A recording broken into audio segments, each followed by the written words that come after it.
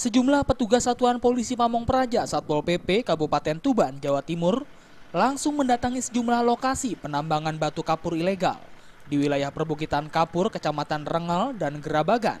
Salah satunya di Desa Ngerejeng, Kecamatan Gerabagan, Tuban. Di lokasi ini petugas menemukan lokasi tambang batu kapur ilegal yang dianggap telah merusak alam serta lingkungan hutan dan habitat yang ada di dalamnya. Selain itu, aktivitas tambang yang dikerjakan tanpa pola perencanaan dan makin tak terkendali juga dianggap berbahaya bagi keselamatan pekerja maupun warga masyarakat sekitar.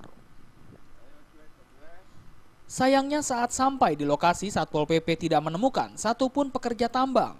Petugas hanya menemukan alat berat untuk penambangan, truk pengangkut hasil tambang, serta sebuah tempat peristirahatan tak bertuan.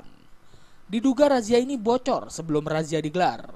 Menurut Kasih Pembinaan Umum Satpol PP Tuban Wadiono, razia digelar sebagai upaya penegakan Perda 16 tahun 2014 tentang penertiban umum dan ketentraman masyarakat.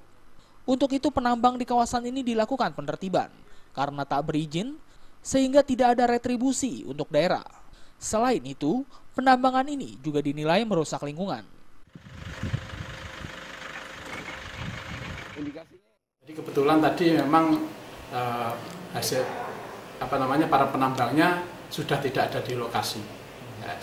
Namun demikian beberapa waktu yang lalu kita juga sudah mengambil barang bukti berupa alat penggeraknya, aki dan lain sebagainya.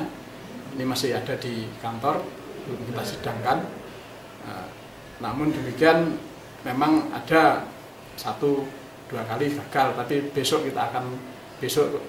lain hari kita terus secara kontinu kita akan lakukan penertiban terus.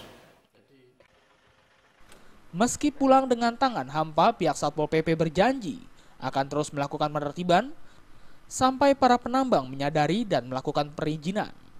Dari Tuban, Jawa Timur, Sumali Malwapati melaporkan.